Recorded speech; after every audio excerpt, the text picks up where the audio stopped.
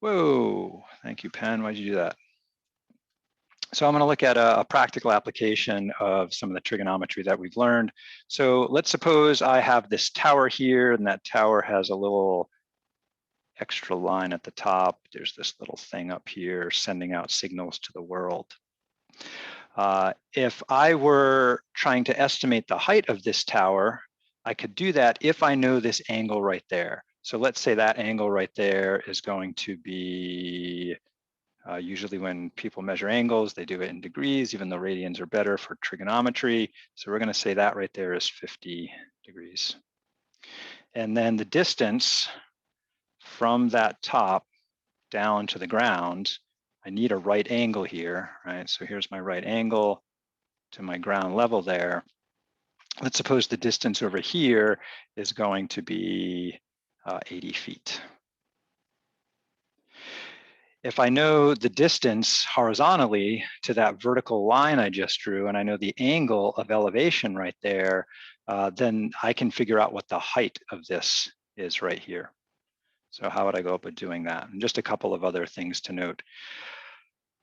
I have this complementary angle up here. So if that's 50, this angle up here has to be whatever I need to add to 90. So that would have to be a 40-degree angle up there. The angle off the ground from the line of sight is called the angle of elevation. The angle from a parallel to the perpendicular here is called the angle of depression. That forms a right angle with that horizontal line there. So that means these two angles have to add up to 90 degrees. So if that's 40, this one has to be 50 degrees, matching the angle of elevation. So the angle of depression is always going to be the same as the angle of elevation. So I wanted to go over that terminology with you.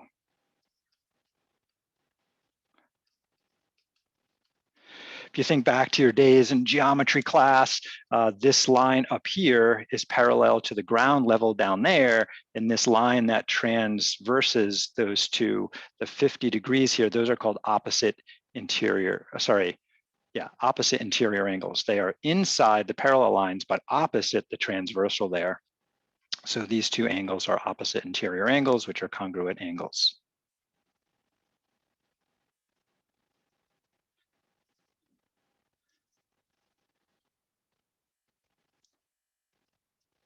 Opposite interior angles are congruent, equal. All right. So a little terminology, back to the picture here. If I know the horizontal distance from the angle of elevation and I know the angle of elevation, my claim is I can find the height.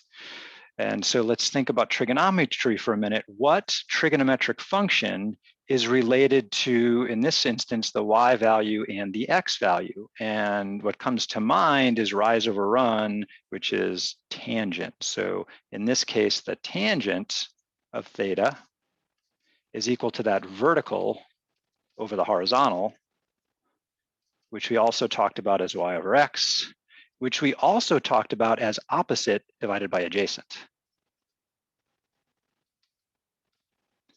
Lots of ways to think about it, all equivalent. So filling into this, I have that the tangent of 50 degrees is equal to the y value, which I don't know, my height, h, divided by that horizontal distance, 80. And so I can solve by multiplying the 80 to the other side. So then I get 80 times the tangent of 50 degrees is what h would have to be. Let's whip that out on a calculator. And if my 50 degrees is accurate, which I think it is, it looks like around 50 degrees to me. Let's see, what mode am I in here? I am in degree mode, good. And so I just want to take 80 feet times the tangent, TAN. I can just type it or find that function in the list of functions here. Parentheses are essential, and then I had 50 degrees. And so then it should be around 95.3-ish feet.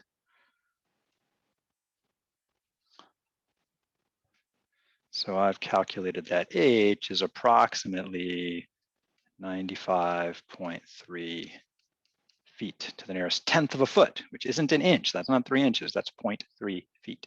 that is something else.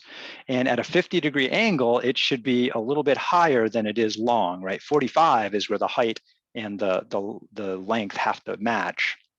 50 degrees is a little bigger, which is going to make the height a little bigger than the width at the bottom. So 95 is a little bigger than 80. That seems reasonable to me.